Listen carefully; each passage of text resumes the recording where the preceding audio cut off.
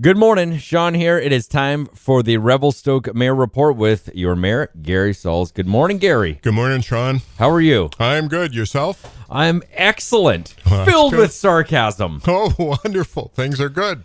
Gary, back in your renting days, was it a neat time? Was it a neat time? I just watched the news last night and I saw Andrew got himself into social media trouble with the whole, it was a fun time of renting and... I don't recall that part. Yeah. I must have missed that. Oh, man.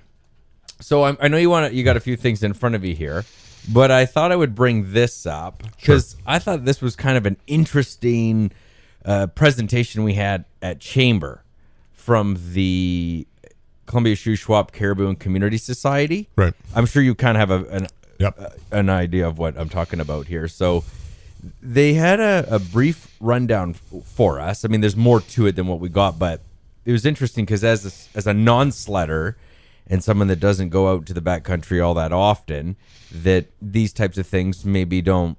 I get it. Like if you scan the papers, you kind of have an idea, but you don't really know it unless you're really part of it. Yeah. So of course I do know that there's a caribou issue for sure, but just some of the concerns that this new forming society has about not just the sledding, but also the caribou and how it can negatively affect us as an economy, the more the federal government block them from being in certain areas, but also the more they're in those areas, the more they're laying the tracks down and caribou can get around easier and the sounds scare off the predators. Correct. Therefore, by default, they're coming in and hanging out in those areas. And once they realize, well, the sledders don't care about us, they just go about their business. So it's kind of interesting for someone who doesn't know that kind of world. So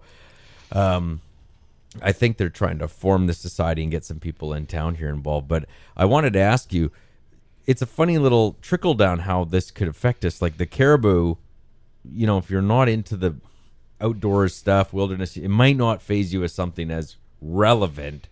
But you realize the trickle-down effect if certain areas are blocked off, and you know it's a $20 to $50 million a year industry, the sledding industry in our area here, Sycamoose kind of thing. So it could really impact us on an economic level if we don't really address it. Yeah, and we have to be really cognizant of the fact that it's not just sledding. When they're talking about closing the backcountry, they're talking about closing the backcountry. That's it. You're not getting in. You're not going to pick huckleberries. You're not going to go with your ATV. You're not getting in, and there's not going to be logging in those areas. So hitting our economy, it's going to be an incredible impact. So we're seeing this happen in the north, and we're concerned about the trickle down. And the people that are making the decisions about this may not be people who understand our backcountry. They may be making the decisions at the federal level or at the provincial level in the big centers and not understanding the whole picture. So there's some extreme concerns. So I've had ongoing conversations with Mayor Rice in Sycamoose. We've talked about it in the Golden area as well. So throughout the whole region, we're all concerned. And as mayors, we get really concerned about what's going to happen to our economic thing, but what's going to happen to our people and the ability to get into the backcountry, no matter what they're doing, whatever their activities are. It's a big deal. Absolutely. Like they showed the map, topographically speaking, of where the red lines are, where they're not allowed to go. And it's pretty big. It is. And I still remember this, that a guy, John Bindernagel, who was a Bigfoot researcher, told me this. He goes, 95% of British Columbia is untouched. Yep. And we're always talking about such a small portion where we live and thrive and survive. And I'm looking at this map going, man, that's crazy. So they're going to block that all off. Yet we have no idea just how much of an impact it's going to have on us here. Like I wouldn't know this because it's, if you can't be interested in everything. And if it's not something you follow, you might skate right by it. So I thought it was really interesting for those that love sledding and love the backcountry. They're going to be passionate about it. And for those that maybe don't, might not realize the dot connections, right? So I thought it was relevant to bring up. Well, and it's a great thing to bring up. I think everybody should be aware of what's happening in the backcountry. We've had meetings with the local snowmobile club and the BC Snowmobile Federation. So a lot of people are involved. It's a big deal. They're talking amongst themselves, but they're also talking to the feds. They're talking to the provincial people. They're saying, hey, let's see where we need to go here. And the problem is we're not getting the communication back. Is just we're looking at it. We're going to see what's going to happen. So everybody's concerned. And so as long as it's on our radar and we're watching and seeing and being as proactive as we can to keep our backcountry open, yeah, we're all concerned about the caribou. But as you said about the sledders, and they keep the predators away, and we've got the maternity pen, and we've brought new caribou up from the south, and all those sorts of things trying to save everything. We've got it in hand. Let us deal with it locally.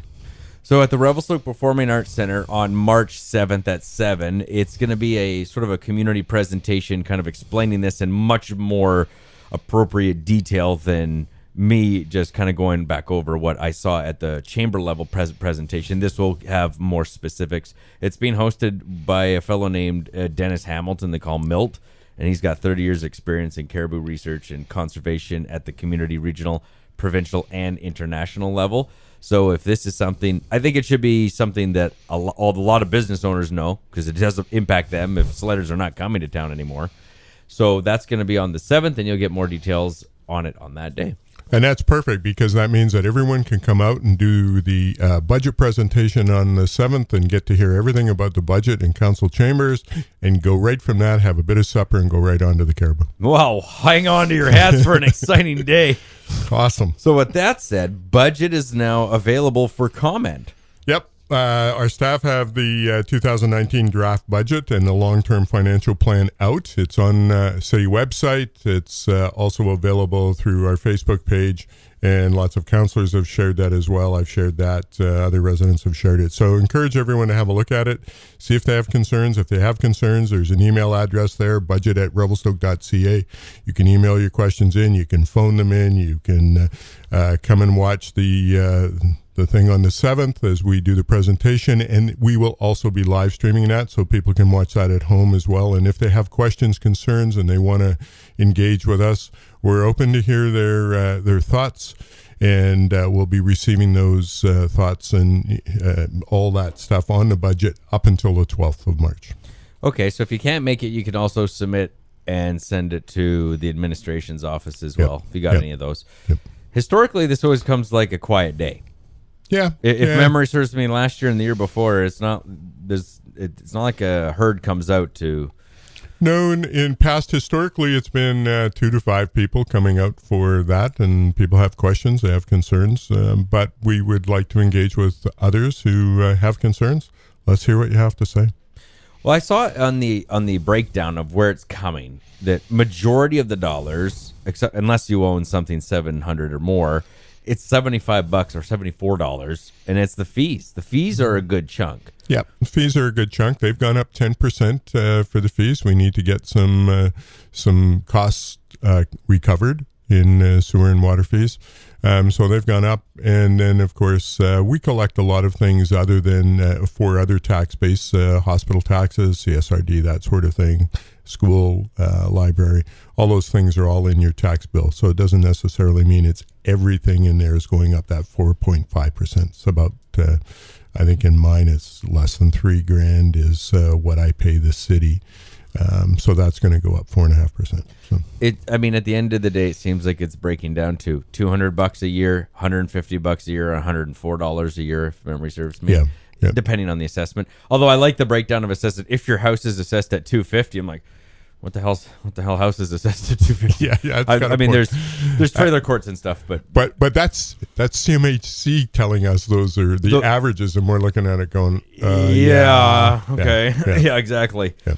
So is there anything else besides budget that you think's coming up that's going to be pressing for us to know, or something that we should bear our minds of moving forward? Not at this point. I don't see anything on the horizon that's earth-shattering. We're seeing some lots of things coming through the planning department for new projects, and that's always exciting to see. So I'm happy about that. We're moving forward. Lots of things are going out. So it's a great time. That seems to be streamlining a little better. I mean, I'm not absolutely. Yeah. I'm only assuming based on what I hear. Yeah. Well, that's good. I suppose that we'll have a much better 2019 build-out season. I think so. Yeah, I think it'll be good. And I'm sensing an earlier spring. I'm sure the builders will love that if that's the case. Yeah, let's get on melting the snow. Yes.